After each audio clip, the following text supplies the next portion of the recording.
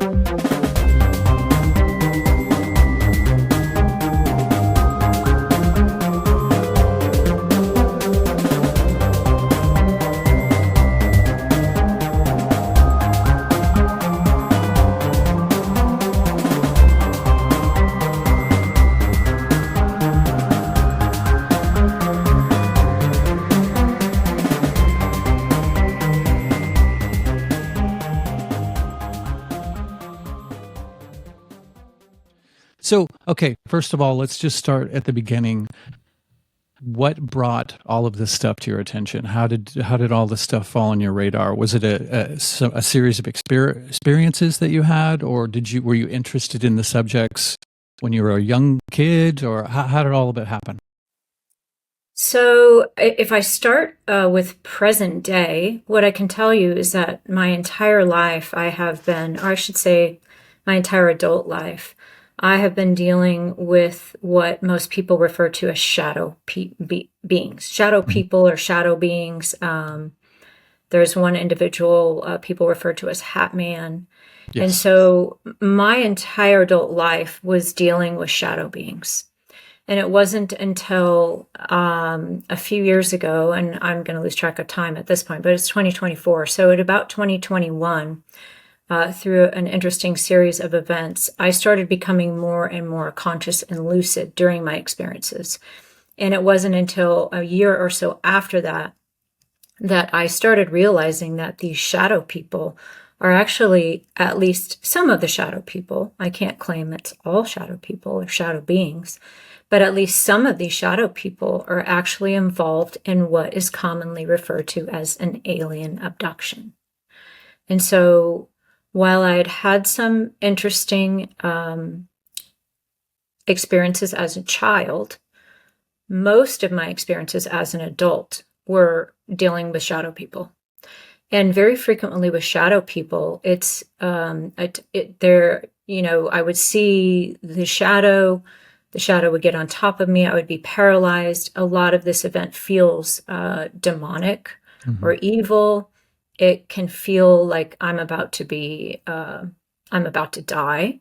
Those are the common things that happen with shadow people. Mm-hmm. And so, interestingly enough, when this first started happening to me, I was 17 years old. I'm 55 now. And so when this first started happening to me that I was aware of, there was no literature out there. There was nothing in the library I could find. That we didn't have any internet. We didn't have cell phones and pagers and, information at our fingertips. My information came to the library. And so when I first started dealing with this phenomenon, I truly thought this was demonic. I had no other framework for it. And it feels very evil. And imagine something that's dark or black, getting on top of you. And it feels like they're trying to kill you. So of course. Yeah. And then when I was in my late 20s or early 30s or so, and by the way, this was also happening to my siblings. Mm-hmm. And when I was in my late 20s or early 30s or so, the internet was out. I actually had a PC at my house. And I think I first saw this in a magazine. Like, oh, this is these shadow beings, which they didn't have a name at the time that I'm aware of. It's actually something called sleep paralysis. And so I read all about sleep paralysis. I looked it up. I researched it as much as I could at that time with the limited information that was out there. And I realized, oh, okay. I actually kind of clung on to that. The science is telling me that this is actually a hallucination. I'm not actually about to die. This is not real. This has been happening to people for centuries. It's all across many, many cultures. It's called different things. And this is, just something that happens in between being asleep and being awake. Sure. And so for a long time, I actually bought into that. And I actually told my siblings, hey, this thing that happens to us, and I later found out it was also happening to my mom, and I believe my grandmother spoke about it a bit as well in later years. Don't worry about this. This is just a hallucination. There's nothing actually happening. And so I spent many years believing that as well. And it was difficult to swallow because this is a very, very real thing. A few of these things happened to me while I was wide awake. And so Wow. it's not just something in between sleep. But at the same time, it was very comforting. And so I did buy into that for a long time. And then when I'm 55 right now today, when I was over 50 years old, when I started revisiting this topic and I started becoming very lucid and realizing that these are not hallucinations and there's no way to actually classify it in that way. Because the more lucid I became and the more real it became, the more I realized these are not hallucinations. And then I came to understand that it's actually connected to the alien abduction phenomenon. And since that time, I've now come across several abductees who will say the same thing. So am I saying every single case of seeing a shadow being is related to the alien abduction phenomenon? No, that's not what I'm saying. What I'm saying in my case, I'll just tell you of one particular incident because I'm not sure I've even discussed this before. I meant to discuss it a couple of shows ago. And I never actually got there. So I got to where I was actually lucid and aware enough. It was about a year and a half ago, this incident I'm about to tell you took place, where the shadow being actually got on top of me, put me into a straight jacket type of a hold. By this time, I was becoming pretty decent at getting out of the paralysis, because what they do is they paralyze you. And this is just something very common with the abduction phenomenon. The first thing that the entities do is paralyze us. And so I end up breaking out of the paralysis and sitting up in my bed. This was early in the morning. I couldn't even say when it was, maybe even 7 o'clock or something.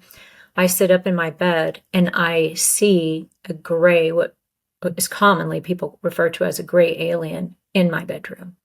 And so this is when I'm really putting it together. Wait a minute, I thought this was a hallucination, and now I have a shadow being at least associated, if not actually turning into a gray alien standing in my bedroom. And so I started realizing that these things are related. Now, again, I have since come across, because at that time I was unaware of all of the abduction research. I have now since come across other individuals saying this same thing, and it's actually been out there for quite some time. I was just not aware of it. So I spent the majority of my life, hopefully to answer your question, believing I was dealing with shadow beings. And it wasn't until I was quite a bit older that I started realizing that that was not the case at all, at least for me. Yeah. Did you and your siblings, when you were experiencing this, did you ever do it? Did you ever witness each other having these experiences, or were they solo? No, they were solo experiences. And it wasn't until I was quite a bit older, actually very recently, that I began to speak to my mother about these things. And she ended up telling me that she had seen what is commonly referred to now as Hat Man when she was a child, floating outside her bedroom window. And so she's experienced these things as well. So it wasn't, my life is a big giant puzzle. And I didn't start putting those pieces together until I was older. I didn't start looking back and going, oh, wait a minute. There was that one time, was when I was really little, when I saw these creatures in my bedroom. There was another time when I was very young that I very likely had a near-death experience, which is common among abductees. And then after that experience, I ended up with a very small entity that I perceived was living in my hand as a child. And, so these are things people would say, oh, that was just an imaginary friend or what have you. But I now know the abduction research shows that grays will actually present themselves in a way to entice children, to get consent and to get cooperation. And so what I can say, and so I can put all those puzzle pieces together from many, many years ago and come up with a puzzle that's put together. what has happened now as I'm older, I was getting to the point where I was actually very awake and very aware during many of my encounters. And so for me, it's just putting a big puzzle together as a grown-up. And this actually happens pretty frequently. You know, people get to my age and even older before they actually put it all together and realize what's been going on. And I think some of that is because we're told as children, that's just a dream. You know, that's not real. There's not really a monster living under your bed. And even as an adult, I was told by the scientific community, don't worry, just take a deep breath and lay there and let this happen because this is just a hallucination. Mm-hmm. And so I think many of our experiences, just as human beings, all of us, we kind of sweep them away and we look for the prosaic explanation. That's what most people do. That's what I did. And even to this day, if I have something strange happen to me, I don't immediately go to, oh, must have been the aliens. You know, I look for the prosaic, simple explanation first. Mm-hmm. But I think when we do that, we take the other explanations off the table. Yeah. So I think what's important is just to keep both options there. For sure. And to be able to recognize and delineate one from the other. So you mentioned that the grays can sometimes take different forms to gain consent from kids. So you think that consent is a part of this? Well, I think it is. So there's different ways to think about consent. A lot of times it does seem like they're looking for consent of some kind. I think sometimes it just makes their job easier. So the grays, in my own experience, they often put out a projection. And they will project themselves as just about anything. So yeah, with kids, they're known to come up with some type of cartoon character or something the child is interested in. And I think it was a mini series by Stephen King. They used the Easter Bunny. I have seen an Easter Bunny. Other abductees have seen the Easter Bunny. So, and as adults, a lot of times they will put off an image of a dead relative. Sometimes an authority figure, sometimes a movie star, sometimes a religious figure. So they just use different things to project into our minds to assist with cooperation. Now, there very likely could be some esoteric laws of the universe, occult laws of the universe that require them to seek permission, although I will say that even when they don't have it, they will lie, cheat, and steal to try to get it. So I don't want anyone to victim blame abductees, saying, oh, you must have given them permission. You probably did, but they probably tricked you to get it, or at least in many cases, people are tricked to give that permission. Imagine a child being lured with the Easter Bunny, and then some entity saying, oh, well, you agreed to come with us. I mean, it gets ridiculous. And yet these entities will convince, especially adult abductees, that there's some type of pre-life contract or some type of permission that was given. I think it's gaslighting and propaganda. That doesn't mean that there's zero cases of that. I just think in general, these entities are taking advantage of us, and they take advantage of our naivete. And they give us, these lines, different lines, depending on where we're at in life.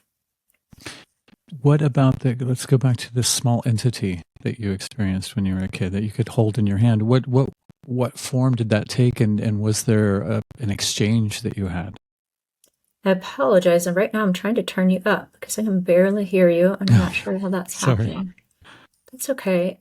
So when I was a child,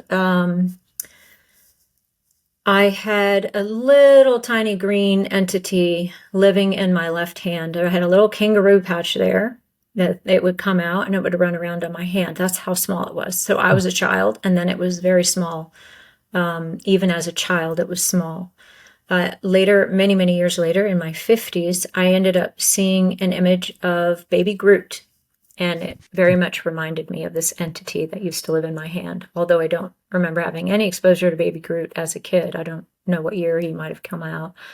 But this entity, I would swear to you, even now to this day, that this was a real thing that happened to me. This would happen during the middle of the day. I was frequently walking home from school.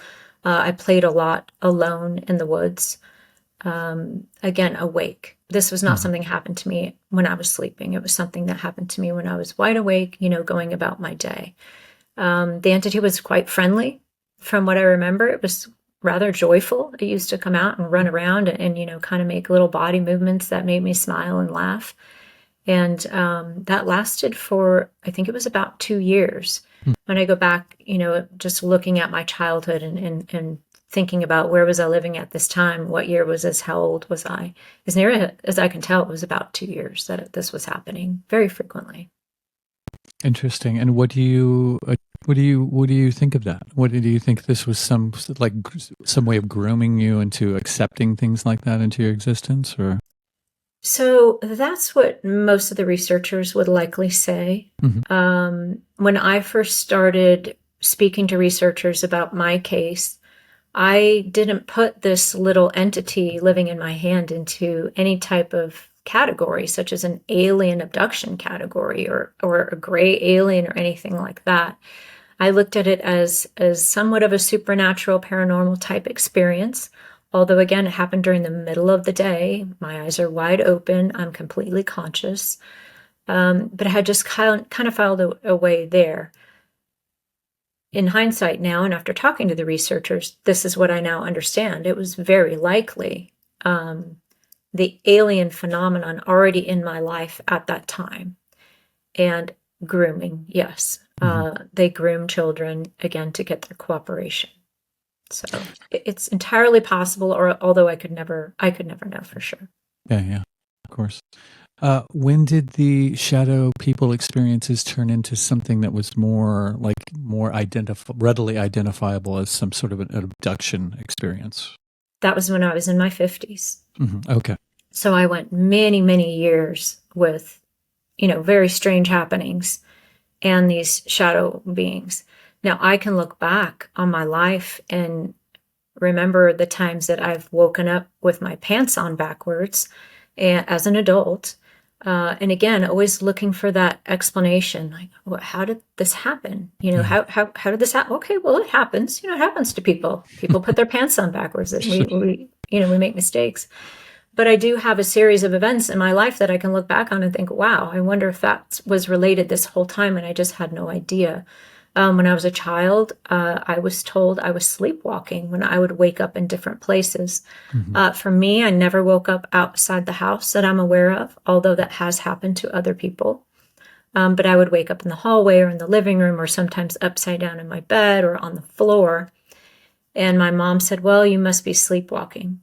It's possible I was sleepwalking.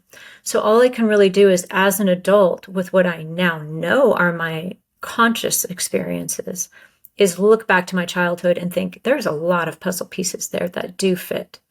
But because it's in history and in the past, that's really all I can say. Those puzzle pieces really fit, and this has likely been with me since I was born.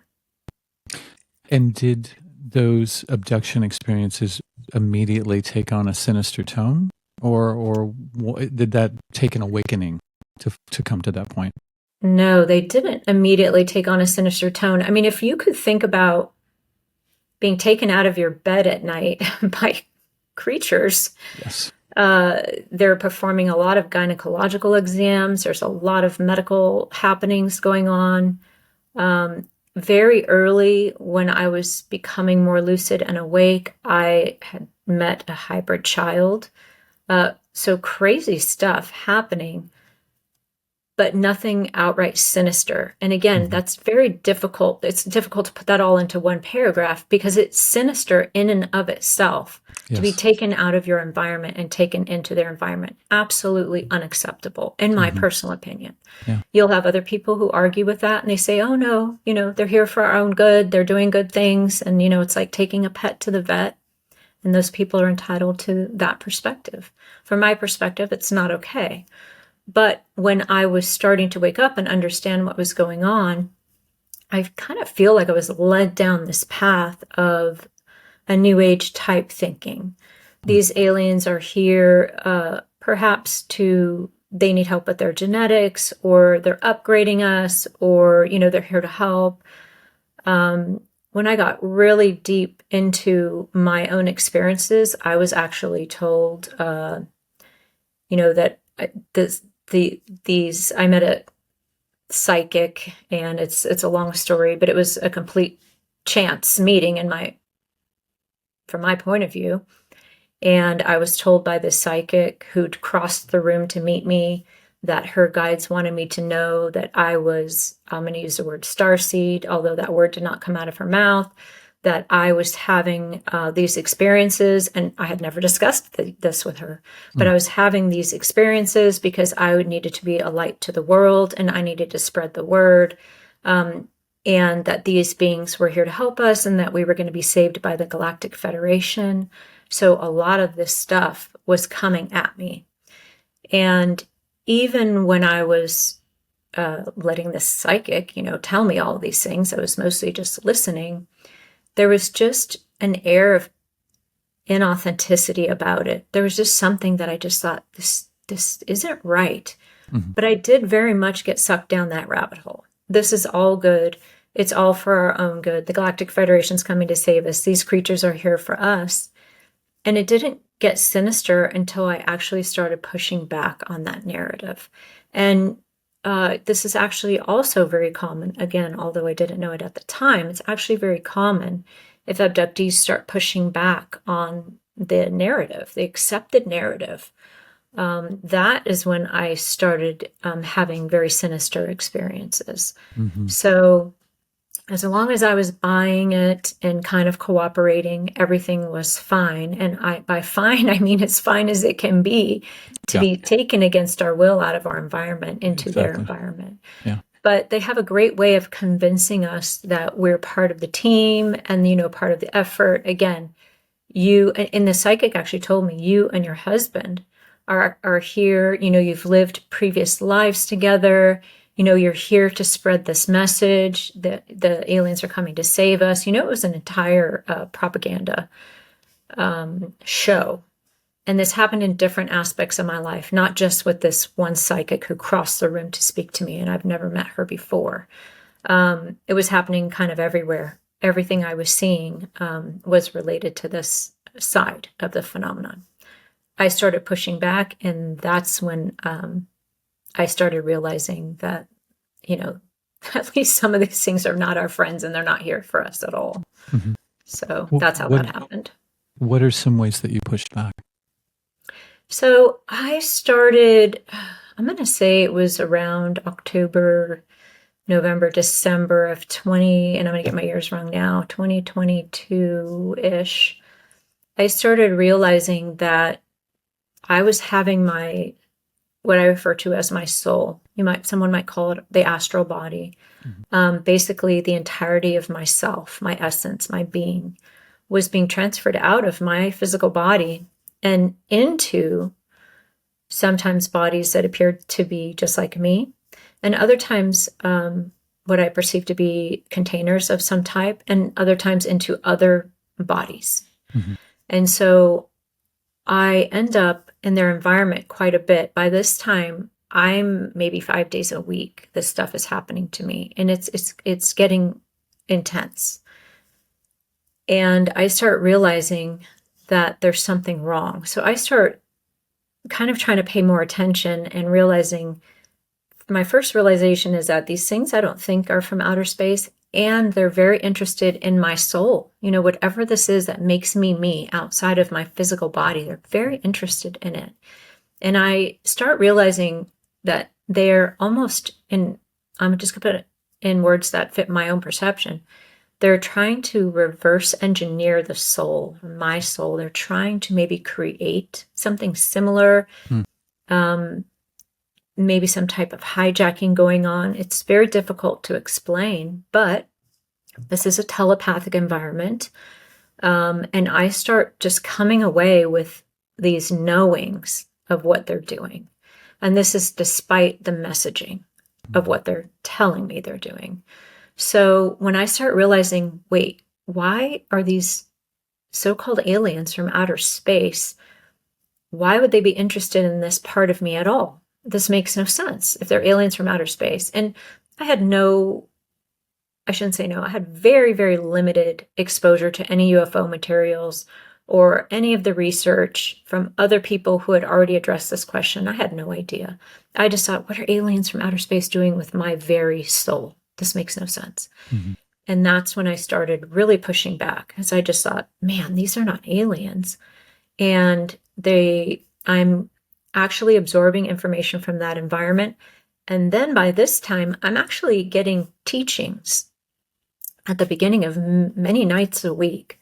I'm getting teachings and information from something non-human.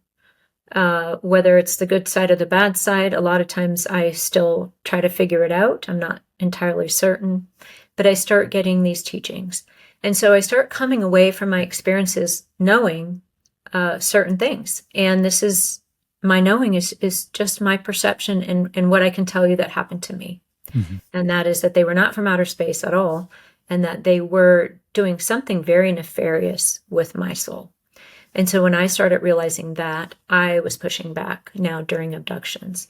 Now, for your audience, I don't know how many abductees you've had on your show or what they've been exposed to on other shows, but abductions can either be very, very physical. The aliens, so-called aliens, can take our physical bodies out of the physical environment and into their environment. They can also take just our soul or just our astral body. They can remove it from our bodies and into other places. And then there's also a phenomenon that the abduction researchers call virtual reality, which is where the body doesn't go anywhere and your soul or astral body doesn't go anywhere either. And they just kind of plug into your mind and play out different scenarios. And it can come across as a lucid dream. Where the abductee is actually very aware of what's going on, but yet the abductee has not actually left the environment. And so these things are going on to me. And on top of that, I'm getting these teachings as well. What was your question again? I usually write it down and I didn't. Do you remember? A good question. I think I started off with, how did you push back? Oh, how did I push back? Okay, so I'm going to write it down so I don't forget. So I started out, the more aware I would become, I'm sorry, just something crazy popped up on my screen just now. Try to get back. The more aware I was becoming, and the more aware I was that these things were probably not what they pretended to be, I started to become agitated and uncooperative during abductions. So it could be anywhere from, there was one time I got into a full-on physical, what I perceived at the time was physical, before I was separating into categories and paying attention. Because the things I explained to you, they have different characteristics.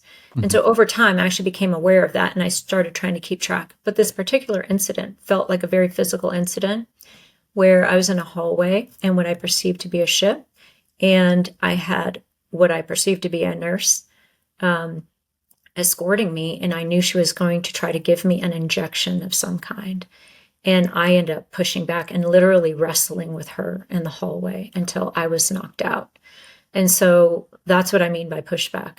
But it could also be something like, and I'm going to use words, they don't use words, everything is just known. And so if I knew I was supposed to walk down this hallway and get into a med bed or onto a table, I would refuse to do it. And so I was being uncooperative. And then, so the more aware I am, the more uncooperative I become. But make no mistake, they control that environment, and they control us, and they control our minds. So no matter how difficult I would be or how difficult I could become, I was no superhero. And so unfortunately, during this time, I actually felt like a superhero. And I kind of thought I was, but in fact, I was not. And they showed me that pretty quickly. So no matter how disruptive I was trying to be, it's an illusion, because they just knock you out and put you right back down into zombie mode is what I call it. And, you find yourself cooperating with what they want. So that's what I was doing to push back. And prior to that, I was being more cooperative. and then I wasn't. And once I was not being cooperative is when I started seeing different types of creatures besides aliens. This is when I met what I can only call and refer to as demonic creatures. And different types of things started happening to me. And again, it's my perception that it was retribution and punishment. In fact, at the very, very end, they were letting me know that I was being punished for not going with the narrative. And so this is something that's very difficult to explain unless, someone was actually there. But I am actually between about December, January of 2022 throughout 2023 and in about the spring to early summer of 2023, I am being told in no uncertain terms that I'm being punished for not going along with the narrative. And it's very difficult to articulate to your audience. All I can really do is tell you this is my perception of what was happening to me. Sure. So I went from whee and flying on a spaceship to extreme abuse and punishment by these entities. Is there any way that you can describe what the experience is like to have one's soul extracted? Like what that involves? Yes. So I can feel it. Now, sometimes, I would say probably most of the time, people are abducted without any awareness at all. It starts with being paralyzed. And at that point, the physical body or the astral or soul body can be just vibrated to the extent that it just passes through matter. At least this is just how I perceive it. It feels, you just pass right through matter, up through the roof, out through the window. When the soul is removed, it feels like okay, so let me back up. I had been out of my body many, many times over my life. I had had many out-of-body experiences, even starting as a child. And so if anyone in your audience has been out of body, it's a very different type of feeling. A lot of times you can look back and see your own body and know you're not in the body, right? If you pop into the etheric realm looks different than the physical realm. A lot of things appear to be the same, but for me, it's a very gray to green scale type of environment, and everything might not be exact. So I had been out of my body many times, so I did have something to compare it to, but I could actually feel my soul being sucked out of my physical body. Now, I want to make sure that I actually catch up with information that I just got over the weekend. I met with somebody last week, and this person is very well experienced in 100% physical abductions. And this person was telling me a lot of times it's hard to even tell. And so the feeling of being taken, the physical body being taken and the spirit body being taken are very, very similar. And in fact, many abductees will swear they were physically taken when they would never left their environment. Yeah. But what I did was I actually set up a camera in my bedroom. And so there were times when the camera malfunctioned and I had an experience. But there were times when it seemed to me that the camera was on, no issues, no interruptions, no glitches, although, it wasn't a great camera, but no glitches. And yet I knew beyond a shadow of a doubt that I had left my body, had been sucked out of my body.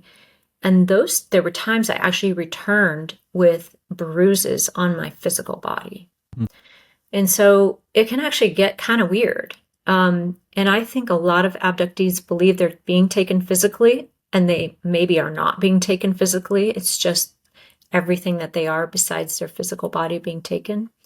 There's a lot of overlap. So to me, it feels very much just like being sucked out, like a vacuum is being used. To hopefully quite answer your traumatically. question. Yeah. I mean, I would imagine that's a pretty traumatic sensation, or at least a very startling one. It is. If you're awake for it, it is. Yeah. What was I going to say? Oh, Yes, and you said something about that then after your soul would be extracted, they would put you in another body or in a body that looked like yours or some other vessel, which leads me to think of there's been talk the last few years of cloning centers and stuff like that. Have you ever had any experience with those institutions? I have. So I haven't seen a cloning center. Mhm. There are abductees who have. I'm in touch with Ted Rice. I'm not sure if you've come across Ted Rice. He's an older gentleman. Have you heard of Carla Turner or Not heard of Barbara her either. Batholic? No. Okay, so these are researchers from the 90s, and Ted Rice has a book written about his life experience. It's called Masquerade of Angels. Mhm. And so there are many abductees who have experienced seeing these cloning centers. I am not one of them. However, I have experienced being inside what I perceive to be a cloned body. Mhm. Like it's me, but it seemed to me to have almost a cartoony face to it, which is odd. And it was me, but not me. So most of the time when I was transferred into a clone type body, the body seemed younger than I am right now today. So it had the feeling of being me, but at the same time, I could look and know that that's not me right now. I'm 55 years old. The body appeared to be maybe 30s. So yes, but I have not seen these cloning centers. Mhm. Many have. I'm not one of them. What do you think the purpose of that was, of those experiences or experiments, I should say? Were they I mean, I mean, that could be a can of worms. We've had people on who, one guy, Ron Allen, at night, every night, I think, for the most part, he gets his astral body taken out, put into clones, performs for, basically pay-per-view for rich, soulless people. Wow. Was there anything like that occurring with you? Wow. Like a Donald Marshall type situation? Yes. Yeah. Wow. I would love to meet Mhm. that person. I would love to be in I, touch with that person. yeah, I can make that happen. That would be great. Mhm. So my stuff is kind of complicated. I wouldn't Take your time. say entertainment purposes, no.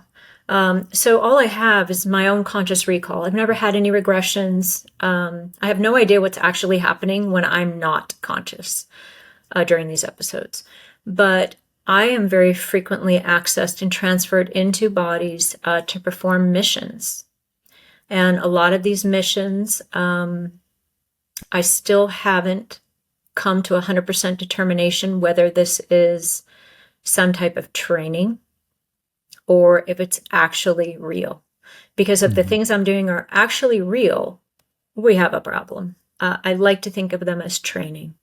But I am taken out of my body, I am put into another body, and then essentially I take over the consciousness of that body and I go on whatever my mission is. Mhm. A lot of times it's a spy mission, sometimes it's a smuggling thing. And someday I will get out my journal and read through all of them. But that's essentially what I'm doing. So I have heard Donald Marshall. In fact, one of the first times I was able to identify with what was happening to me was when I came across a young woman. Well, she's actually probably my age now. Her name is Elisa. Yeah, And we've had she her on. was referring to, have you interviewed her? Yeah, she's been on twice. Oh, I Yeah. would love to speak with her if she Okay. would be willing. Sure. So when I very first figured out what was happening to me, I actually saw Elisa on a podcast. It wasn't this one. And when I first pulled her show up, my body started vibrating and my vision went completely white, like white snow. Mm. And I knew, and this is, during the middle of the day, I'm completely 100% conscious of trying to watch a video. And I knew that something was wrong. Like I was just thinking, what is happening, right now? Maybe am I not something trying to keep me from watching this video? I'm not trying to just see something everywhere where every little glitch must be the aliens. I mean, my Yeah. body is reacting to this. I ended up watching her video, and for the first time, I was able to go, this is what is happening to me. She was the first one. And Mm. she was explaining this process. And I think she was referring to Donald Marshall at that time. And so it's my understanding he's being taken to some kind of arena and some crazy stuff is happening at that arena. I have perceived that I was in arena one time that I can remember, but I don't have those things happening to me. It's not the same thing. I am being sent on these really weird missions, for lack of a better term. And again, I like to think it's training of some kind. Am I actually being sent? Well, I've actually, in real life, perceived that I was in somebody's body and actually then spoken to that person, and the person has verified that I was in that person's body in real life. Wow. You know, so something happens where I perceive I was in this person's body and this is what they were wearing, this is where they were, this is the building, this is what was happening. And I've reached out to that person, a real person, and the person has verified by me not giving anything leading, just, hey, what were you doing yesterday? And the person has verified that I was in fact in their body. And so this is actually happening. This has now been actually more than once that this has happened, where I've been able to verify these things that I perceive. But in general, man, I like to think it's training, but I could be completely wrong. Because of obviously, look at what's happening, to Donald Marshall. Yeah, exactly. Do you think that this is because all these experiences are happening to you because you're a part of a specific bloodline, family line, lineage, or do you think something to a greater or lesser degree is happening to most of us as far as all this is concerned? Well, I do think we are all experiencers of the phenomenon. I actually think that we are living among a realm that is unseen.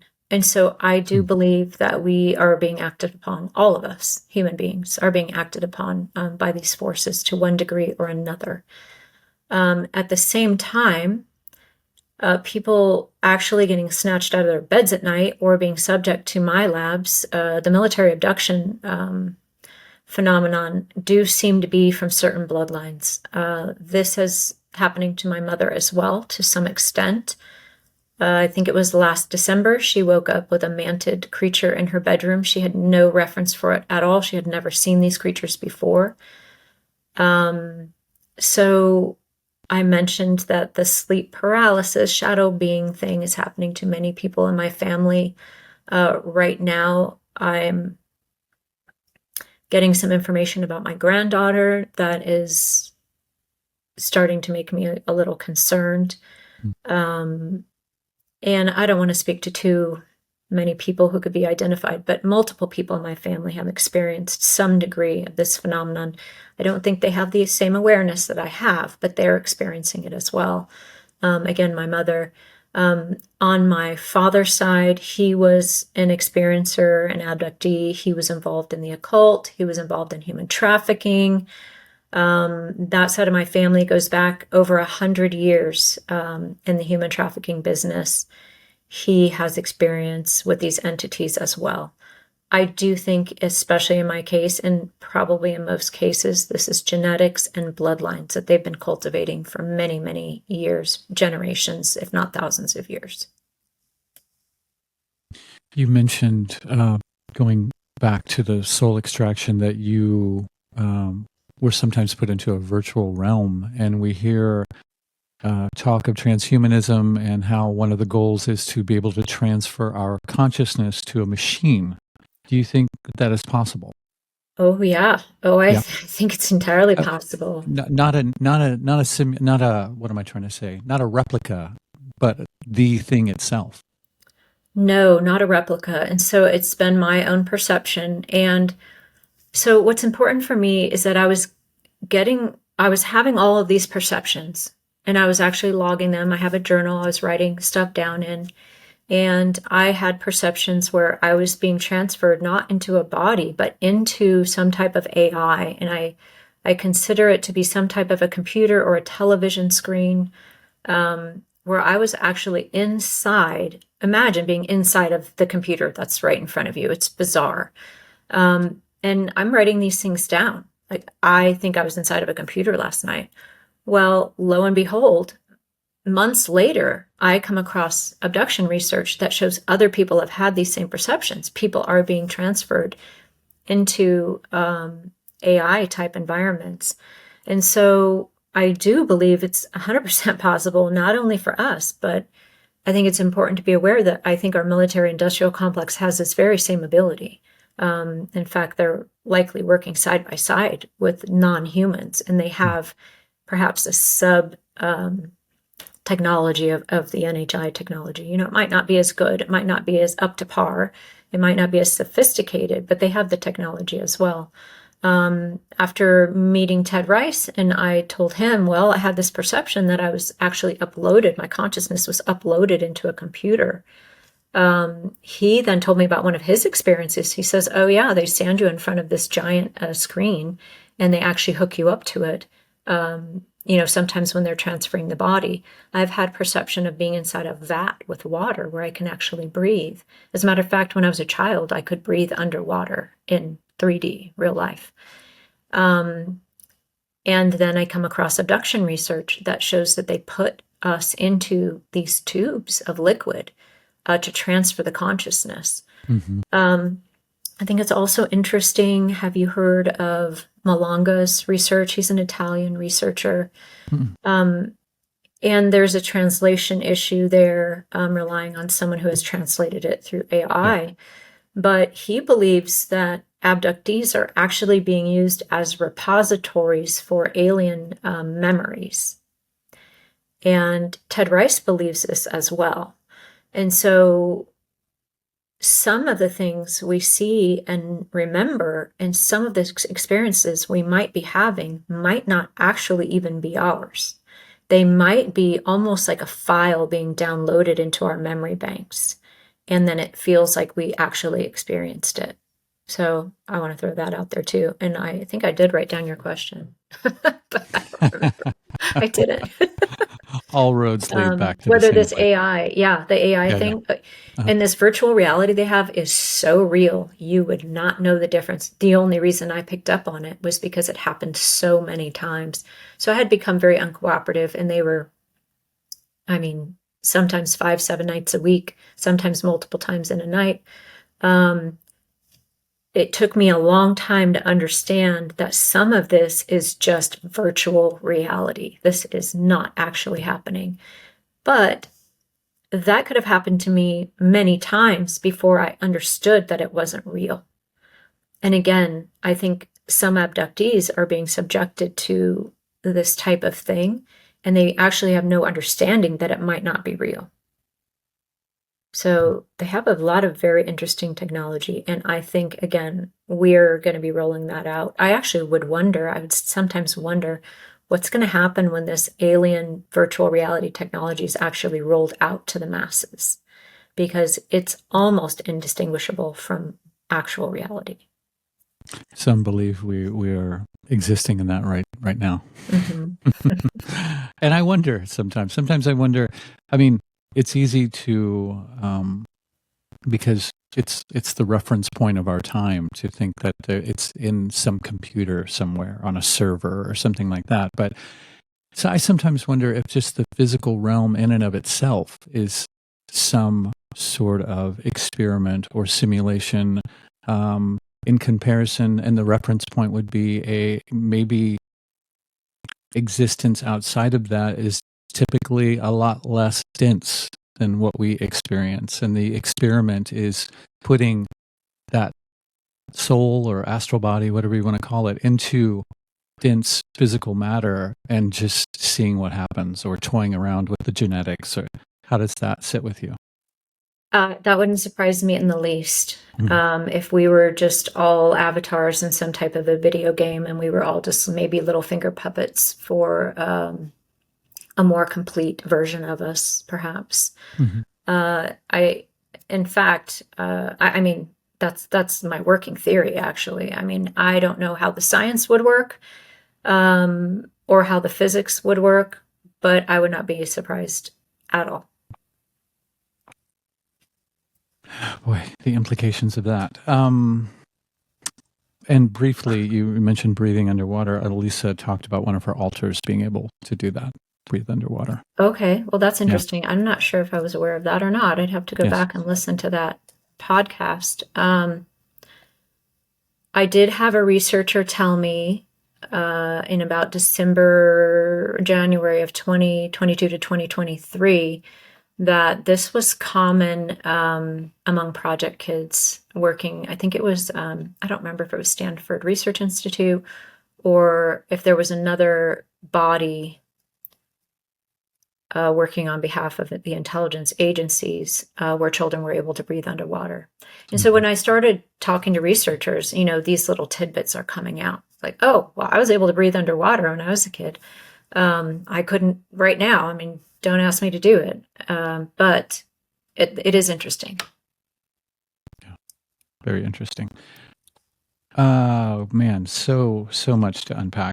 You mentioned a background in, or not you having a background, but your family having a background in human trafficking. I'm assuming that children are an aspect of that.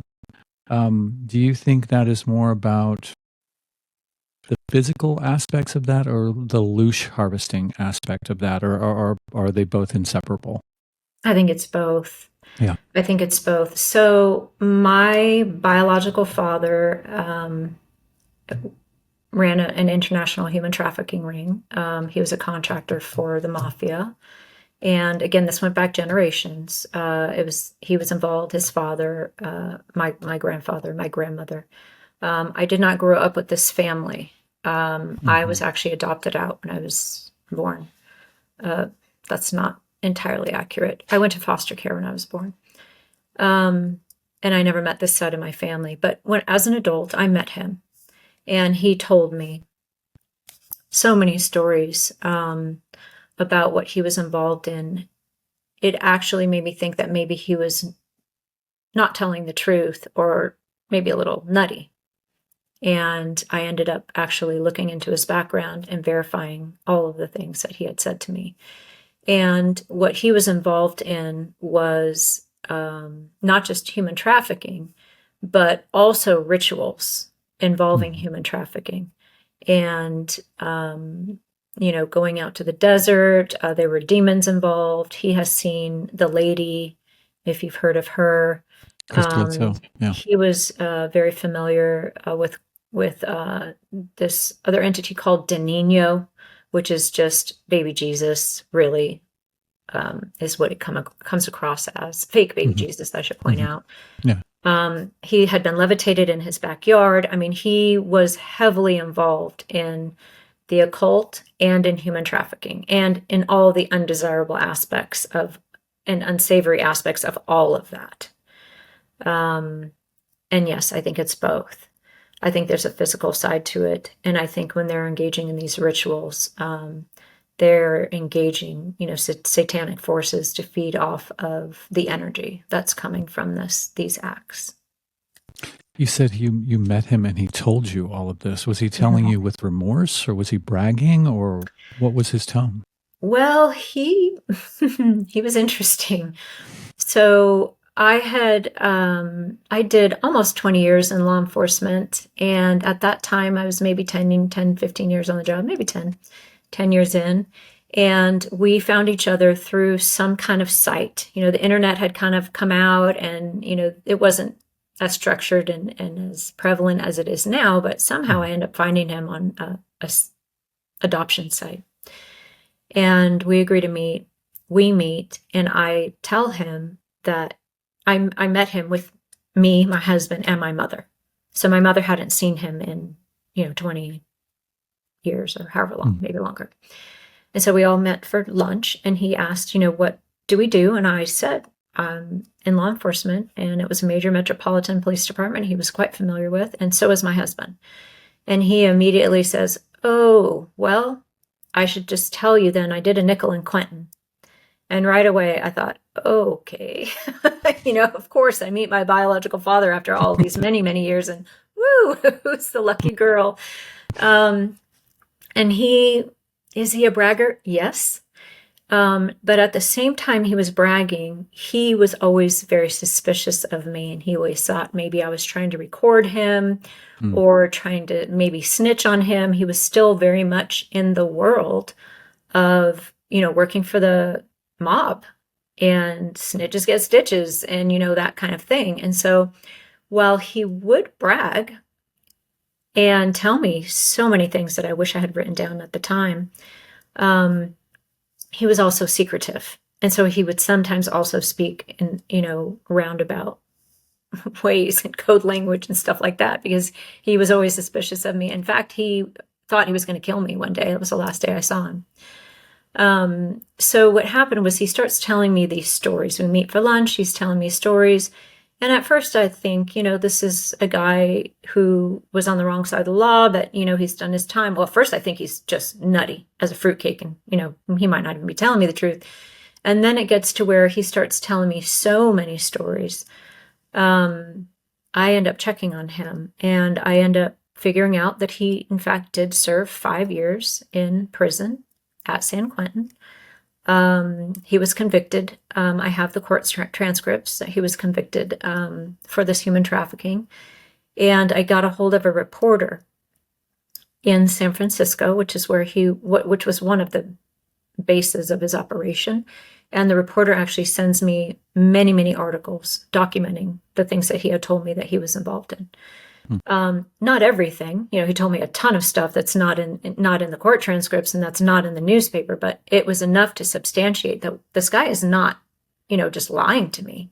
He's not just nutty. He was actually doing these things. I later on met other family members who corroborated what he was doing and corroborated their part in what they had done. And as this is going on, I'm now getting a little, I'm not even going to find the right word. I'm now not entirely excited about meeting the side of my family after I figure out, everything they were involved in. And he's got witnesses and cooperation. It was a whole family who was doing this. And then this was the very last time we actually met. He had driven to my home. And when he arrived at my home, he was acting a little odd. And at some point during our conversation, he tells me, I was on my way up here to kill you. And I, am very nonchalant about it. And I just say, oh, really? Why would you do that? And he says, they told me that you're a reptilian and that you needed to be eliminated. And at this point in my life, I don't even know what a reptilian is. I am not into any kind of conspiracies or any kind of that type of stuff at all. And all I'm doing is trying to survive this incident and psychologically meeting him where he's at and just trying to make sure he doesn't try to kill me, right? And so that was the last time we ever met face to face. Obviously, after that happened, we didn't meet again face to face. Where was I going with that one, Chris? That's a good question. Yeah, I think you said, your family's involved in human trafficking. Here I am 30 minutes later. So yes, he was. Everything he told me was verified. I should say most of the things he told me was verified. And it was my entire family neck deep in this for at least a century going back, as in the history. I would like to get back to that. But first, I would like to know who they is, the they that he was referring to. Well, I didn't know at the time. I didn't know if he was hearing voices in his head or I was not aware of any type of entity involvement or I wasn't even aware of my own involvement. At this point, I'm having shadow people experiences. Mm-hmm. We actually had a couple of shared dreams, which were interesting now that I'm actually talking about it. Mm-hmm. I remember us being in the dream environment together. And so I don't know who they were. Mm-hmm. At the time, I didn't know who they were at all. I now believe that he was probably hearing voices in his head, or the entities had told him to kill me. For all I know, it could have been actual real people telling him that I was a reptilian and I needed to be killed. It could be any of the above. I really don't know. And I never asked him who they were. And it wasn't until many years later that I came across reptilians for myself. I was in my 50s when that happened to me. So, yeah, I survived that incident and I'm here to talk about it, but I was never alone with him again. I don't even think I ever met with him face to face after that. I think everything else after that was an email, maybe some phone calls and stuff. And you shared a dream with him before you met him or after? After. It was after. So after we met, we became very entangled and we were having some very psychic experiences shared. And one of them was an interesting dream. I'm trying to even think about what this was probably 20 years ago now. I was in some type of a dark bar environment and I drew it all out and put it on paper in the morning. And then I asked him, did you have any dreams last night? And then he actually repeated to me what I had dreamed the night before. So strange things like that were happening. And I have no idea who, I just now, as I'm talking to you, Chris, I realized it could have actually been people who wanted him to kill me. I don't know. He was always very concerned about me wearing a wire or, trying to get him on charges that he hadn't already served time for. They were involved in the murder of a police officer in San Francisco. And there's no evidence for it. It's not like I could call. I mean, I thought, even at the time, I thought about calling and saying, hey, this guy's guilty, but there's no evidence for it. But he told me in his little roundabout way that he and 2 other people were responsible for the murder of a police officer who was investigating the sex trafficking ring. Now, I have to point out that the officer was actually dirty. He was actually involved in the ring. And so he was involved in the sex trafficking ring as a client. And he was also tasked with investigating it. And that's what ended his life. It was a mess, hot mess. And it's all over the newspaper, San Francisco newspapers. Him even knowing about reptilians leads me to believe, I was going to ask the question, was there an occult aspect to this trafficking? And it seems like there must have been. So I wish I had paid more attention to the things he was telling me. I would have so many stories, but I just didn't. Again, I wrote him off as being a little nutty, bragging. I didn't even consider that he was telling me the truth until I, called the newspaper reporter and got all the documents.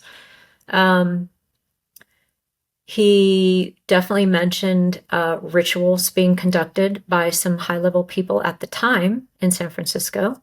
And he mentioned rituals being conducted out in the desert and contact with demonic entities out in the desert, in the California desert. I wrote to him not too long ago and tried to get him to tell me a little bit more about that, and he did not respond. But he might. He likes to talk about, what was happening back then, so... And obviously, he's still not involved in that. Obviously, what? He's still not involved in that. The trafficking. Is he still doing it? Well, to my knowledge, no. But once involved, always involved. Who knows what the man is up to? I haven't had contact with him except for email in, I don't even know. I was in my 20 years. It's probably been 20 years since I last saw him in person. But imagine, I found out it was not only him, it was my aunt, it was my grandmother, it was my grandfather, it was uncles, it was friends of the family. This was a family business. And they were all involved in it. And this was primarily for blackmail purposes or just for child pornography or?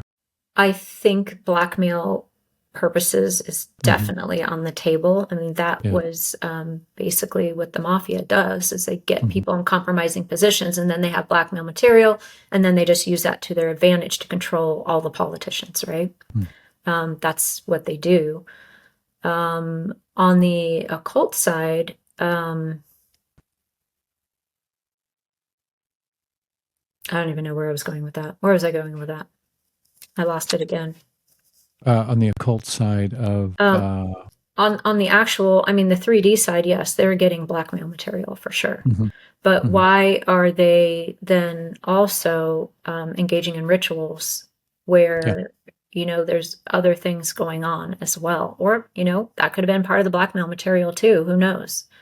I mean, that would probably be the best type of blackmail material. Sure.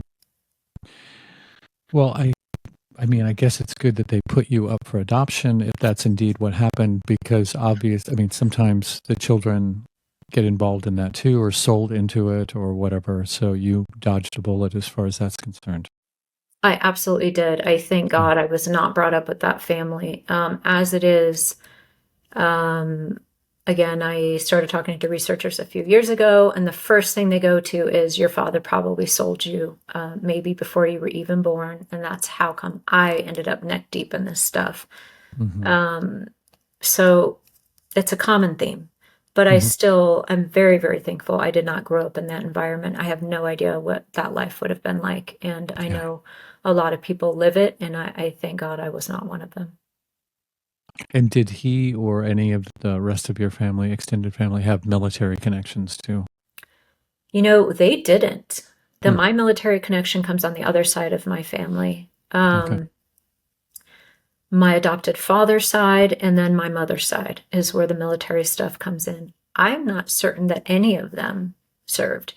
They were much more on the human trafficking occult side. So I gave him a diary many, many, many years ago when we first met, and I hadn't looked through it in many years.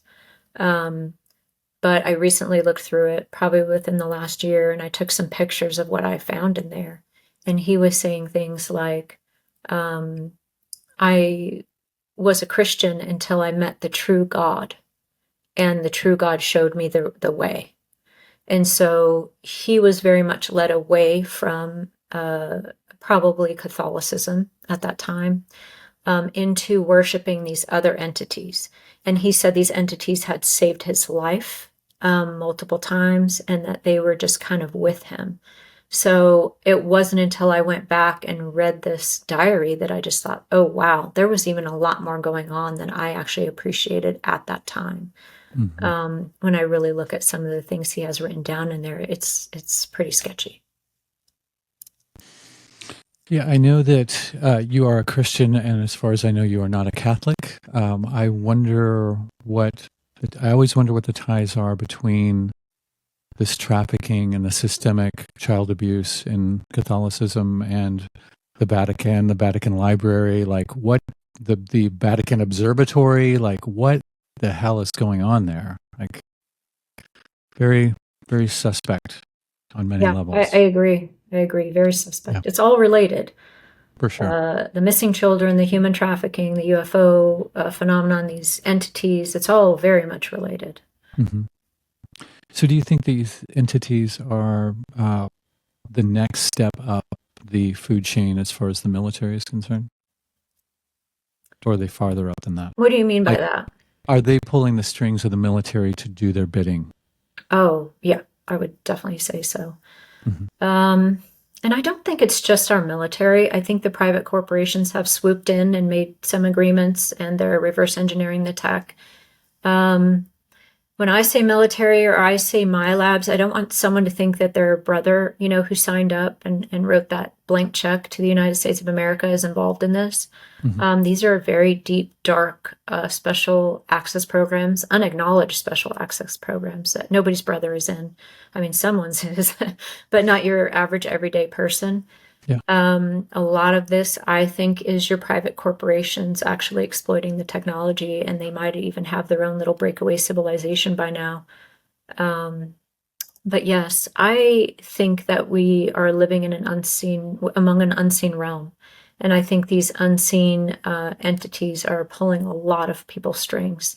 Like, they are acting through us, working through us. We're almost their proxy agents on Earth. Mm-hmm. Yeah, it's interesting to see how, I think with the whole COVID stuff that happened, we were able to see or have it affirmed, I think many of us suspected it anyway, how all of the tentacles lead back to the same octopus. And it just became blatantly obvious that, everybody who's scratching who's back, and that there is a united front as far as the manipulation of reality is concerned. I agree, and I apologize for being a little distracted. I'm still trying to That's turn okay. you up. Am I Oh. low on your end, or? No, you're fine. Okay. I just turned my headphones up. That's an advantage of having headphones. I can just turn the volume up or that's what down. it is. I've got you Yeah. turned up all the way, and I'm barely hearing you. Oh, That's okay. I'm I'm a managing. mumbler too. So, this unseen realm, do you think it's also populated by positive entities? Oh, I definitely think so. Yes, Mhm. I definitely think so. A lot of people put me into the category of fear mongering, right? That, I only talk about the negative side and the negative beings and what they're doing. But that's because I don't think we need to be warned about positive beings, right? If the Yes. positive beings are there and they're actually truly benevolent and they are of a higher consciousness and they have that higher view of our reality and what's happening, we don't have to worry about them. They're the good guys. So, yes, I think they're there. I just don't think that we have a lot of good guys snatching us out of our beds at night, doing medical experiments, even sexually assaulting men, women, and children on their ships, creating chimeras, creating a hybrid race, all the many things that they're doing. I don't think those are the good guys. So that's where I maybe separate from other abductees. Not all of them, but many others. You mentioned seeing a hybrid child at one point. Is that the only sort of experience that you've had with the hybrid program, or were you involved in that on some level? That seems to be the majority of what they're doing, Hmm. is creating hybrids. I have had many, many instances of that. I have met many hybrid children. Not all of them were mine. I am tasked quite often with actually caring for these children, hugging them, playing with them. A lot of times I'll even write down in my journal, giving love to them. They're almost orphans. When they're raised in that environment, they don't have human parents in that environment, and so they're not getting a lot of or any human contact outside of abductees, and that's our job much of the time. So yeah, that's happening a lot. As far as the child I met that I knew 100% was mine, and I suspect there are others, this child was brought to me and put on my lap, and she was very frail looking. She had very, very thin, pale blonde hair with very large blue eyes, and she appeared just to be kind of sick to me. Even her age, I thought maybe she was 3 to 4 years old. But in hindsight, I really don't know. She could have been older than that and just frail and young looking. And I was definitely given the knowing that she was mine. And I even wrote down in my journal, I wrote mine, but not mine. And it was a very strange feeling or thought for me because, like I've explained before, if you have a child with another human, that child is entirely yours, right? You don't say it's part mine, the child's part mine. Yes. But I knew that this child was only part mine, but not mine. And so it was a very odd feeling. Again, not everyone feels that way. Some people feel very, very connected to their children, and others don't. I'm aware of abductees who want nothing to do with these alien creatures. Mm-hmm. I think there are a couple of ways that maybe one could look at the intentions of some of these entities, especially the ones that we perceive as negative. If a lion gets out of the zoo and goes and kills a few innocent people, nobody would call that lion evil or like they had malintent. They were just being a lion. Right. But you think that there's definitely malintent, like this is purposely evil, or is it just coldly indifferent to our existence? Well, I mean, to me, it doesn't matter. It doesn't matter to me. It doesn't matter even what their intent is. It doesn't matter to me if they have good intent. It doesn't matter to me if they're trying to preserve their own species. What they're doing is entirely unacceptable, what they're doing to the human race. And people will say, yeah, I mean, are they the lion? They could be. It doesn't matter to me. What they are doing that is entirely unacceptable, no matter who you talk to, is these hybrid creatures they're creating. And then a lot of times the reptilian creatures as well. They are committing heinous sexual crimes against the human race, including against children. And this is not acceptable in anyone's world, I hope. And so it doesn't matter to me what their intentions are at all. It makes no difference to me. I look at what they're doing to us from the human perspective. And if someone wants to call that ignorant, that doesn't matter to me either. That's how I'm looking at it from a human perspective, and what's good for humans and what's best for humans, and especially what's best for our children. What do you think the purpose of the hybrid program is? Well, there's maybe there might be more than two schools of thought on that.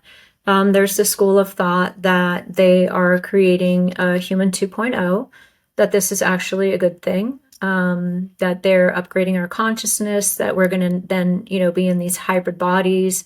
If you believe in reincarnation, perhaps we'll be reincarnated then into these more sophisticated alien connected bodies. A lot of researchers will look at this as a good thing. We're going to be psychic, we're going to have telepathic connection. We're going to move beyond wars and beyond human suffering. So that's one side, one way to look at it. The other way to look at it, and the side I identify with more, is that this is actually for nefarious purposes. If you really take a good look at the hybrid creatures that are coming out of these ships, again, some of them, if not many of them, are completely sociopathic, and they are abusing us. And so these hybrids they're creating, they're being raised without their mothers and fathers, and they're being raised in this alien orphan type of environment, and it's not going very well. They're not the best of humanity, I can tell you that. And so did this experiment go awry? I don't know. But have a look at a hybrid sometime and then tell me that this is for our own good. I just don't see it. The other thing is that people like to say, oh, it's so great to be in a telepathic environment. No, it's actually not. Imagine not being able to have one of your own thoughts private, and constantly always being connected into some type of a hive-minded grid, where if you're not towing the line and you're not participating in their agenda, if you even have one disloyal thought, you're punished. And so it's a very totalitarian type of a society, and that's not for me. And so other people might think that's amazing and wonderful. I don't think so. If you look at David Jacobs' work, abductees are being told that there's going to be a change, a time that the change is coming, and that these hybrids will actually almost eliminate Homo sapiens sapiens on the planet. That some of us will be kept for breeding purposes in case the breeding program goes awry, but essentially they'll be taking over the planet from us. Now, some people think that's a great thing. They think humans are terrible, and they want to embrace the aliens. I, having been in their environment a lot, be careful what you wish for. Going back to reincarnation, do you think that is it's been proposed that it's a recycling program to keep people sort of trapped in this matrix? Do you agree with that, or do you even subscribe to reincarnation? I don't know. And so I came into this, I was a Christian. I didn't even entertain something like reincarnation. But when I really started checking into this possibility, and I realized my husband was raised Orthodox Jew, he was brought up to believe in reincarnation. So if the Jewish religion, which is older than my religion, believed in reincarnation, it's something I should probably entertain. I had seen a couple shows on it. I read a couple papers on it, and I actually was entertaining this as entirely possible, if not probable, at some point a few years ago. I have since realized that these entities can also control our memories and the things that are put into our minds. And so if they can download an episode of a past life into my mind, then I really shouldn't believe that past life. And so could there be past lives? there could be. But there's also instances of abductees being downloaded with fake past lives or past lives of aliens or other abductees or other people. And so I'm a 50-50 right now on reincarnation. Is it possible that reincarnation is something real? Yes, I think it is possible. Does it happen to everyone? Does it happen to only some people? Are only certain souls recycled? It's entirely possible that these creatures, I believe, do have some control over the afterlife. And could they be controlling some of us and recycling some of us and essentially trapping some of us? I do think this is a possibility. In fact, I think it's entirely possible that the reason these hybrids are being created is to actually trap the human soul. And whether that's through reincarnation or not doesn't matter. We come from somewhere. So the human soul comes from somewhere, whether it was recycled or it's just brand new into the human body. If the human soul is inside of a hybrid body, which seems to be their goal, and the hybrid body is actually connected into this telepathic hive mind society where they're not even allowed to have a single private thought. Imagine the human soul, which is about things like love and freedom and, giving a shirt off our back to a homeless person or giving our last meal to a dog. Those things will be gone. Any desire for autonomy or desire for a higher purpose or desire to seek God, those things are now gone.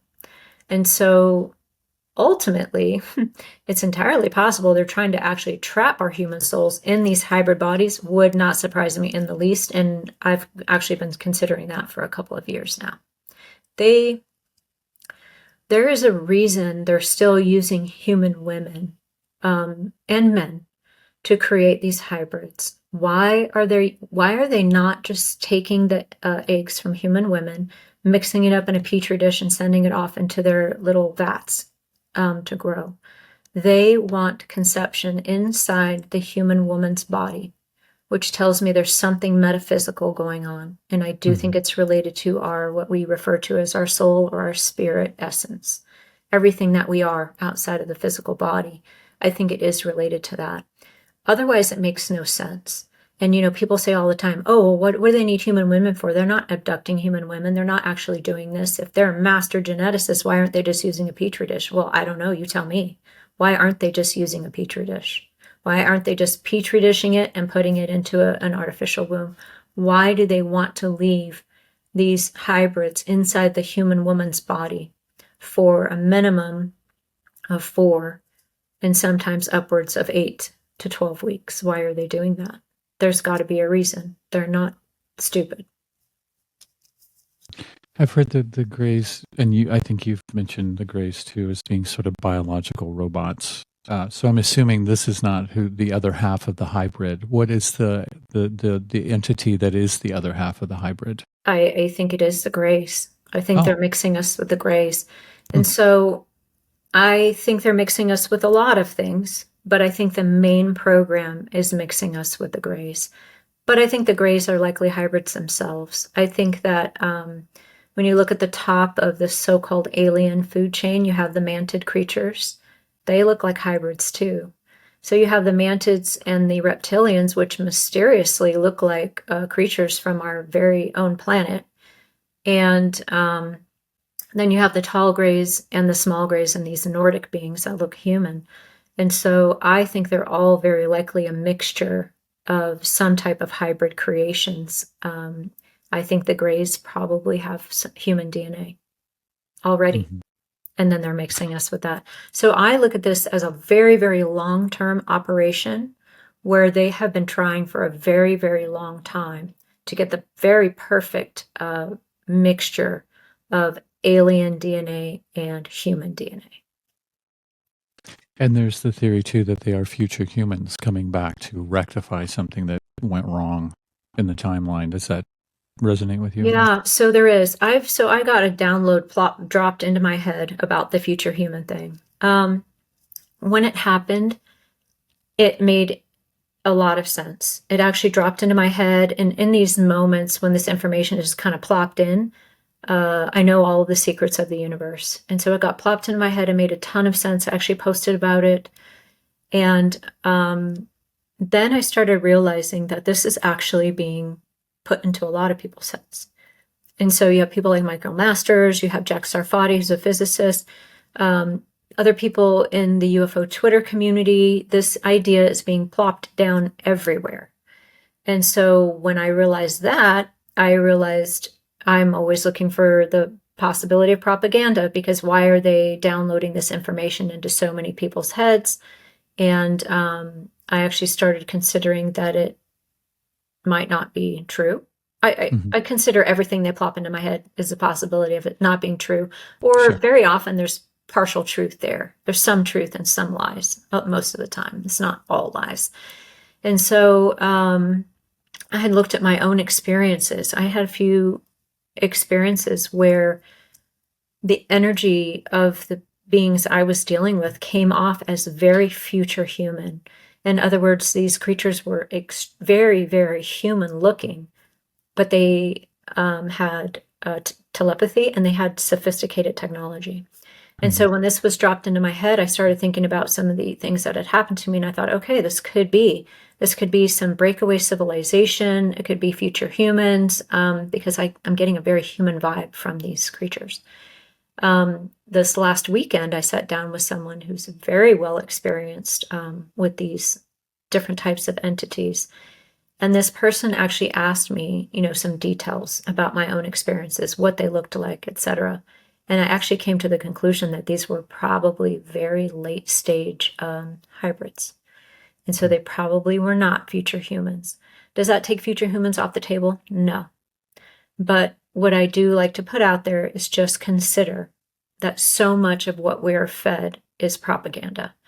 That does not mean that there's no possibility of future humans. We could have had a breakaway civilization from many, many years ago with extraordinary technology somehow survive a past cataclysm. I would actually be more inclined toward that than a future human, although I absolutely do not eliminate the possibility of time travel at all. Mm-hmm. So it's possible. Fair enough. How do you fit all of this into your Christian cosmology? Is that ever a clash, or have you found a way to make it make sense? It does make sense now. Mm-hmm.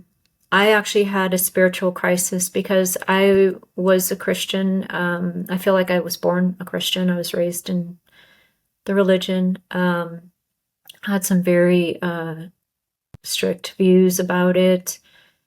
I was not taught a lot of the supernatural aspects of the Christian scriptures, the Jewish texts. I think my particular faction of Christianity, my particular denomination, had very much eliminated the supernatural out of the Bible. And so any text that could be interpreted one way or the other went one way. That's how I was taught. So when I first was wrapping my mind around even just what was happening to me, I thought these were aliens from outer space. I thought these were extraterrestrials, and I just accepted that, and I didn't question it. And the very first time I heard otherwise was from a gentleman named Ray Boucher. You're probably familiar with him. Mm-hmm. And I heard him on a podcast, and the podcast was called, I think it's called Cultish. And I was listening to Ray Boucher, and he was a paranormal investigator, and he was a pastor. And I thought, oh, this is going to be great. And so I was listening to him, and he was the first time I heard aliens being equated with or being referred to as demons or demonic. And at that moment, I completely rejected that. I actually felt it in my body as, visceral rejection. That is ridiculous. That is the silliest thing I've ever heard. These things have absolutely nothing to do with demons or spirituality or anything of that nature. They're from outer space. Why would they care about what my religion is or, who our gods are, really? I mean, I guess you would maybe want to study it, but you wouldn't be invested in it, right? I mean, if we came across another planet and creatures, we would be curious, but we wouldn't be invested in it, I don't think, looking at it from the human point of view. So I thought it was ridiculous. I dismissed it, and I rejected that for a very long time. Once I realized that this was actually a spiritual battle, and I was actually fighting for my own soul during this time, that they were transferring my soul, that they were very interested in it, they seemed to be reverse engineering it, I had to take a step back and ask myself, what is this? And again, I'm in their telepathic environment, and I'm coming away with just knowing they're not from outer space and that they have a nefarious agenda. And so I had to stop and think, how does this fit in anywhere? And over many months, again, just learning through my own experiences. When I was, I guess it was probably March, April, I've said this so many times now, that by March or April of 2023, I had gone through my own spiritual crisis. And these entities were trying to walk me away from Christianity. I had become immersed in the New Age. I had been led down this road of the God of the Old Testament was just a negative NHI. I had become exposed to the prison planet theory.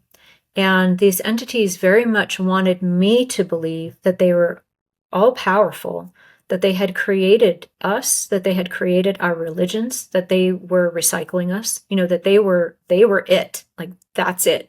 Everything you were told was a lie. We are the ones in charge of this operation. And I actually, again, went into a crisis mode. I just thought, how does this fit? I was lied to my whole life. Was I a Christian because it's true, or because it was just what I was brought up to believe? Is there any truth to any of this? I explored many different areas of what this could be. In the meanwhile, they're walking me away from my religion. And I realize about the soul transfers. And I start thinking, wait a minute, these things are incredibly deceptive. They're lying. And the more I put their deception and their lies together, the more I was being subjected to extremely traumatic incidents that I probably won't go into detail on today. But the big picture starts coming together. And I start realizing, wait a minute, these are not aliens from outer space. And when I realized that there was a literal battle for my soul, like my survival is actually depending on a choice, and I have to choose them, or I have to choose the religion of my birth. And I was actually very much put to the test, and I ended up choosing the religion of my birth, and I stepped away from their propaganda, and I just tried to look at it from the outside with now a lot more knowledge from being in their environment and from really dissecting what was going on with me. And at about March, April, I came across the UFO Twitter community, and I start being exposed to the abduction research. And then I start thinking again about Ray Boucher. Wait, what did that guy have to say again? And, I was exposed to him again, and I'm starting to come across the material from people like Chuck Missler, Heiser, and that kind of point of view.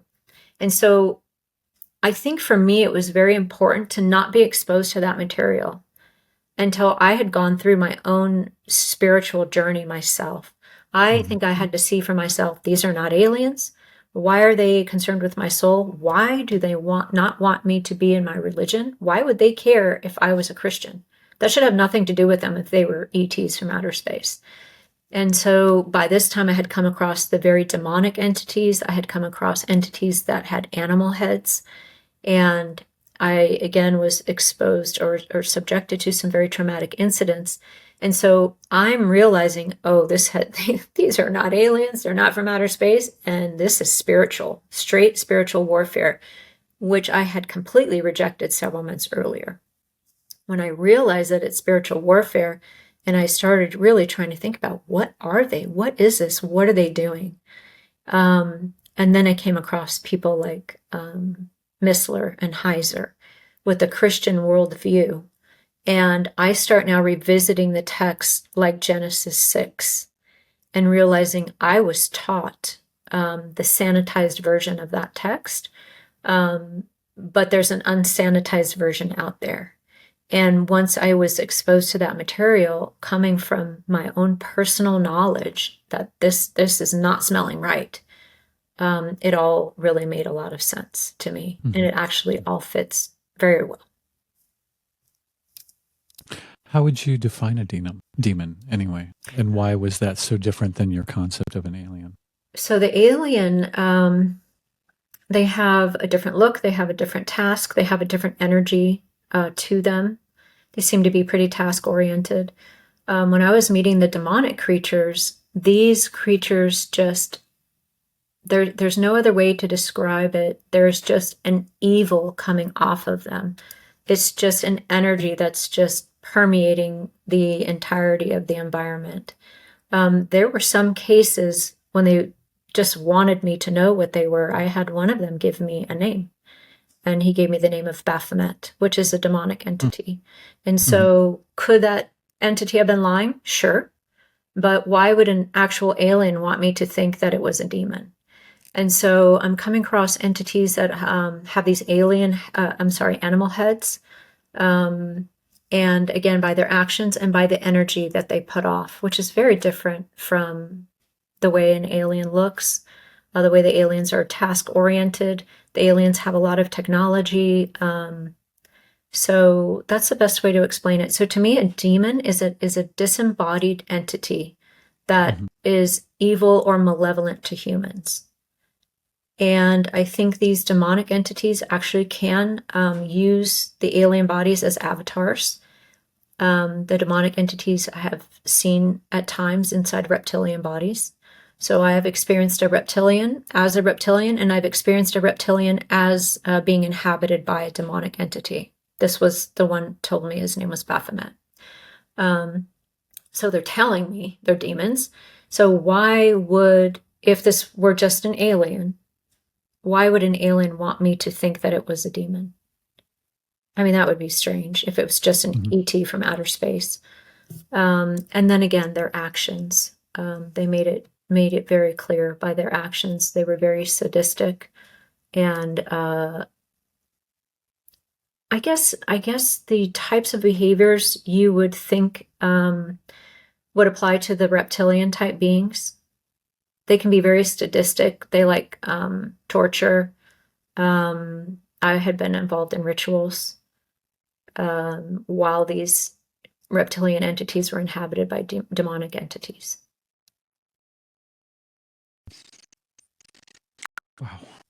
Wow. Okay, so you in your 50s, you realize that you're being abducted and these things do not have your best interests in mind at all, to put it very mildly. And you start pushing back in real time during these experiences, waking up, becoming conscious. Were there, I should say, any preventative measures that you tried to take in the 3D to try and keep these things from happening? Yes, I did. I mean, I took every preventative measure I could possibly imagine. So I spent about a year on just a personal quest of trying to figure out how to stop this from happening. At one point, from about May of 2023 through October, so for 7 months straight, I actually slept in a helmet made of velostat material. And I used things like scalar waves and orgone and different types of crystals and just different, hematite. I tried pretty much everything that was out there in the lore, iron, all kinds of different things. And it kind of seemed in the beginning of this, when things hadn't ramped up too serious, maybe about January, February of 2023, I was trying things like crystals and that kind of stuff, shungite, hematite, that kind of thing. And it seemed like either it was my own wishful thinking, or it seemed like it might deter whatever was happening for a day or two. And I would think, oh, maybe this is working. And then they would get through. And it might not have actually been working at all. That might have just been my temporary perception. I tried scalar waves and, again, sleeping in a helmet. The helmet was obviously the most drastic thing I ever did. It was hideous, and it was made of Velostat and duct tape. And I would put this helmet on, and then I would put a scarf on over it. And I did that for 7 months, every single night for 7 months. Wow. So I took what I would consider to be drastic measures to try to stop this from happening. Unsuccessfully, by the way. Every single one of them. Every single thing. So the helmet was probably the best thing I tried. It did seem to stop them temporarily. And then it got to the point where they showed up at my house in the middle of the day one time. No sleep required. So they did different things to get around the helmet. I actually kind of used it as a security blanket, to be honest. And when I first started wearing it, I thought, oh my gosh, is this working? And then as time was going on, I started asking myself, wait a minute, are they getting through? Is this virtual reality? And then I would have the sensations of my actual body being pulled out. And it took me a while to even admit to myself that it wasn't working because, again, I was using it kind of as a security blanket. But that was probably the thing that was the most effective. I did have one night where I had the helmet on and I had my scarf on, and my scarf had an emblem on it. And I would make sure that the emblem was in the exact same place every single night. I was religious about this. I mean, by March, April of 2023, I was scared to death to go to sleep because as soon as I went to sleep, and sometimes before I even fell asleep, the second I would even try to lay down, I was in their environment. And so there was a night that I put this thing on, and I had a camera set up in my bedroom at that point. And I got the notification that my camera just lost Wi-Fi signal. And I thought, oh, great. What am I going to do? And at that time I thought, well, I have the helmet on. What do I do? So I went to sleep. That night is actually very curiously blank for me. I don't remember being abducted. I don't have any dream memories, I don't think. I would have to look at my journal to see if I even dreamed that night. And when I woke up in the morning, I knew something was wrong immediately. I had just a feeling that something had happened. And I checked my helmet, and my scarf was on backwards or upside down. The emblem was in the wrong place. And that morning I also had a bloody nose and a couple other things that made me realize that the Wi-Fi signal had been down for 3.5 hours, and then the scarf being on backwards, and then waking up with a bloody nose was pretty much everything I needed to say to myself, okay, so it's a good example for me of having no memories from that night before. I didn't perceive that I was abducted. And honestly, I don't even know what happened. I don't know. Maybe I wasn't even taken out of my environment. Maybe they showed up and just took my helmet off and did whatever they wanted to do while I was right there in my bed. But that's a good example of something physical happened because my helmet was removed. My scarf was removed from my head. My Wi-Fi was down. I have a bloody nose. But yet no memories of being abducted. And quite often, abductees don't remember. They just wake up with strange bruises on their bodies and strange happenings and maybe some strange dreams. And it takes many years to start asking themselves what's actually going on here.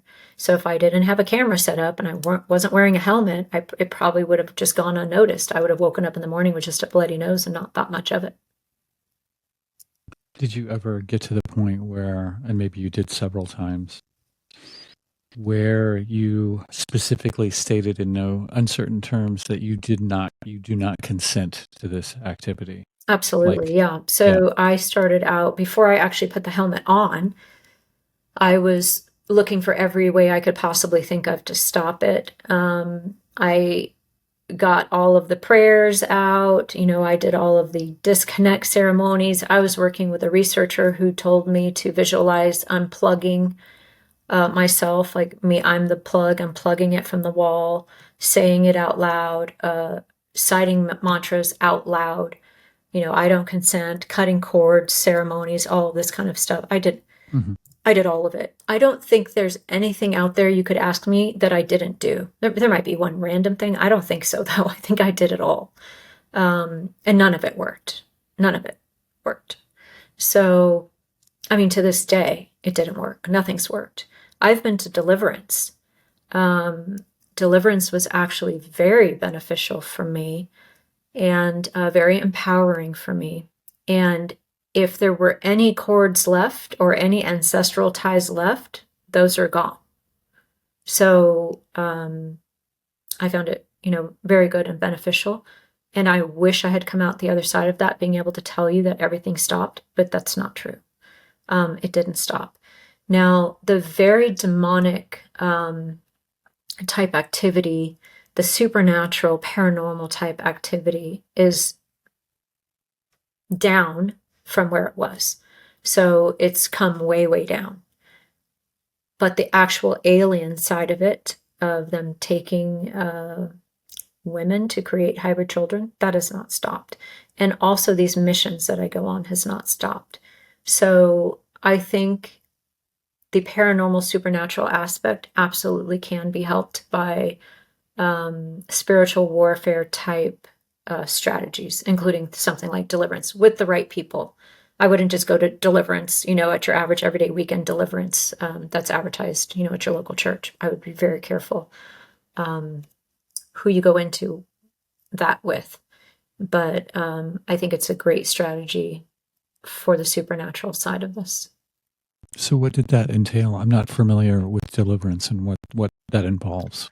So deliverance, I think we have about 10 minutes left. Well, we can go maybe 15 past Okay. if you're good with that. Okay, we'll see what happens. Okay.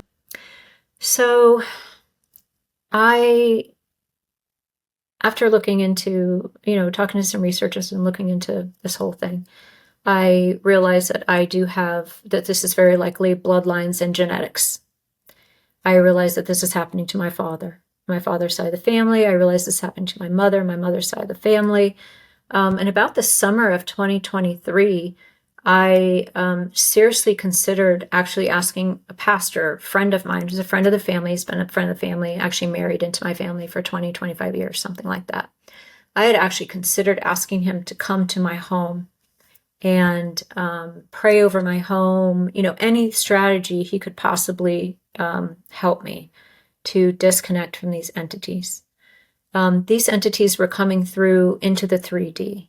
I was being touched, grabbed, etc., and I won't go into details, in my 3D waking life. These things were coming through. And so I'm desperate. I'm sleeping in the helmet. I'm considering having my pastor friend come out. And then I really got through the worst of it on my own. I actually had a pastor friend of mine who was involved in some extraordinary actual healing, not the fake stuff you see on TV, but an actual real healing of a young boy who had been dead for 40 or 45 minutes, say a prayer over me during that summer. And this is when I'm starting to realize, man, this is, it's such a long story. Okay. So I end up getting through the most of my crisis, most of my spiritual crisis, most of my fear of going to sleep. I start realizing they're getting me anyway. At some point, I just have to face this and I have to stop being so afraid. They want me to be afraid. They want me to be terrified to go to sleep. This is, they feed off of this. Yeah. So in October, I think 19th of 2023, I took off the helmet. I was on vacation. So I thought, maybe it's going to be a little harder for them to find me. So this is my opportunity outside of my home, where many, many terrible things have happened, by the way. Take off the helmet. And I come into about December of 2023 feeling pretty good. I had gotten over the crisis. I was over the actual terror of not wanting to go to sleep. And what's happening at this point is my mother is experiencing extreme interference from just straight demonic entities. Smoke, smoky, black, negative energy attacking her. And then at some point in that December, she actually saw a mantid in her bedroom. So she's going through an absolute crisis, very similar to the crisis I had gone through in the spring. So I thought, I'm kind of out of this. I think I understand this. I'm come through the other side. But because my mom was experiencing straight demonic attacks, and that's how she perceived it, I ended up saying, Mom, I'm going to call this family friend of ours, married into the family 20, 25 years. We've known this person. And I'm just going to run this by him because I knew that he had a deliverance ministry. I didn't know much about it, but essentially it's exorcism, like what you would think about in the Catholic Church as exorcism. That's the Christian version of exorcism. Gotcha. I hadn't heard too much, but I knew that he was involved in this. I knew he was a pastor, of course I knew, and I knew he was involved in this ministry to some extent. To what extent, I didn't really know. So I called him for my mother. And through just some various synchronicities, we made an appointment for us to go. This was a week-long event where we had to travel to another state to go to deliverance because I trusted this man. Again, I've known him for many, many years. He wasn't just some guy I met on the street or some pastor I walked into somebody's church. And so we made an appointment to go to deliverance, and I told her I would go with her. Now, at this point, I didn't think I even needed deliverance. I thought, I know exactly what this is. I've come back to my faith. I can see this. I can see right through it, and I know what I'm dealing with. But because she was in such a crisis, I said I would go with her. Well, she ends up getting so bad that I actually make an emergency phone call to this pastor, and I say, you've got to see her right now. It was very, very serious. So she actually went to deliverance early. They actually kind of like squeezed her in because he's got a waiting list of many months. And he squeezes her in. She goes by herself. I didn't go with her. She went with her husband. And both she and her husband actually go through deliverance. And now I already have an appointment for a couple of months later. And I'm thinking, do I even really need to go? I don't even know that I need this. I'm feeling pretty good about everything. I think I have a handle on everything that this is. And through another series of interesting synchronicities, just to make the story a little shorter, my husband and I keep that original appointment that me and my mom were supposed to go to. My husband was never going to go to deliverance. There was absolutely no chance. This was, not his thing. But it was me and my mom. And so me and my husband end up going together. And to make a very long story short, it's probably just an entire episode, the deliverance part of it. Me and my husband go, and you said, what does deliverance entail? So the very first day, they explained to us, I meet this friend of the family, he's a pastor, but he has a whole team of people on his team. And the very first day, the pastor tells me and my husband, look, these are the things I've seen, and this is what could happen. And he tells us of an incident where he has seen people, and I'm just going to speak in generalities, because I would look at my journal to see exactly what he said. So speaking in generalities, he had seen people levitate. He had seen people crawling like a snake across the floor. He had seen people throwing up in the trash can. And he just told us, hey, you need to be ready for anything. Well, me and my husband are thinking, if we didn't already know him and didn't already 100% trust him, we were thinking, come on, man, come on. There's no way something like that's going to happen. So we went into it very unbelieving. Like, neither one of us are going to be levitating. And by the way, neither one of us levitated. Just to get that out of the way. Just to get that out of the way. I don't want anybody to think, oh, they were levitating.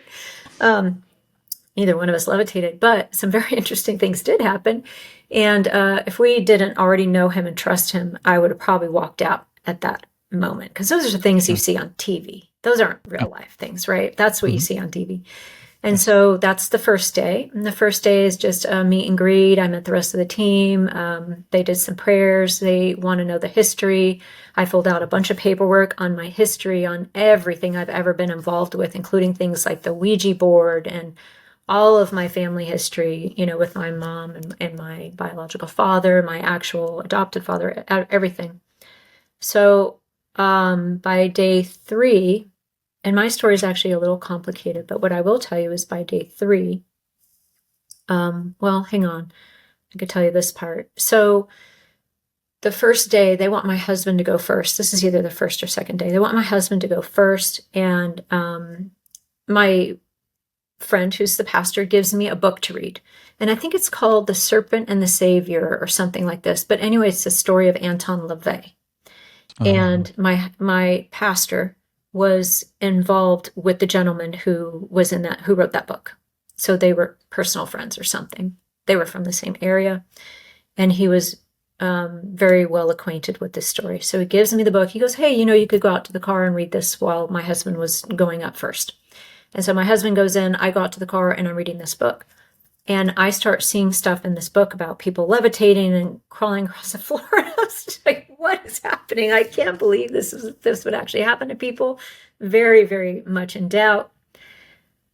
Oh, this is going to get into way too long of a story. Okay, I will tell you. Yeah. What's that? I'm running up against. If you want to tell it, but if you get a hard stop, then we can continue it next time. Okay, what I will tell you is I'm going to leave most of my stuff out. What I will tell you is on day 2 or 3, the pastor comes out. So the routine was for us to go to the appointment. We would drive together. My husband would go in for a couple of hours, and I would sit out in the car and just entertain myself. And then we would switch, and then we would go to dinner, and then we were actually staying in a hotel, and we would talk about our day. And so on day 2 or 3, I would have to look. He goes in. And I'm out in the car and I'm just minding my own business. Well, the pastor comes out. And keep in mind, I know this man. He's a family friend. I've known him for 20, 25 years. I trust him, entirely trust him, wholeheartedly trust him. He comes out to me and he says, hey, we're up against something right now and we need some more time with my husband. And I'm going, what? What are you talking about? And so of course, I say, no, go ahead. So they're now taking my time. Mm-hmm. He actually comes and gets 2 more members of the team and takes them into the room with my husband. And so I'm just sitting out in the car by myself. I have no idea what's going on, but they take, I think, an extra hour. And my husband walks out of that building and he looks like he's been hit by a truck. And I just am thinking, what in the world, happened in there?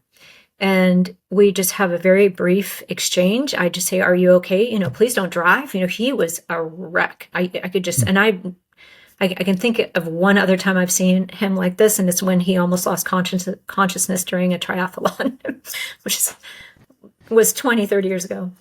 Uh-huh. So now I go in, and I'm not going to get into my story because it's a whole other thing. But sure. I end up finding out later on that night, once I was finished, my husband tells me that he was actually dry heaving into a trash can over the deliverance prayers. And he tells me that at one point he could feel this entity take over his body. And the entity wanted to kill the pastor, our family friend. He said he could feel it in there. And there was a moment when he actually looks up and gives the pastor the evil eye. And I don't want to say what the words were because I would have to look, or I would have to ask him to tell his own story. But it was to the point where he could feel the entity inside of him wanting to kill the pastor. And again, he's vomiting into the trash can. Now, if you had told me, well, if you had, they did. They told me and my husband at the beginning of this, stand by. We have seen some crazy stuff. There is no way that neither one of us, it's not like we didn't buy into it, because I don't think he's lying to me, but there's no way that's happening to us, me or him. No way. And by the way, we're there for me. We're not even there for him. It was some weird synchronicity that even brought him there, because my mom had already gone. And so that's just that part of the story. It's actually it would probably take an hour to tell the everything that happened.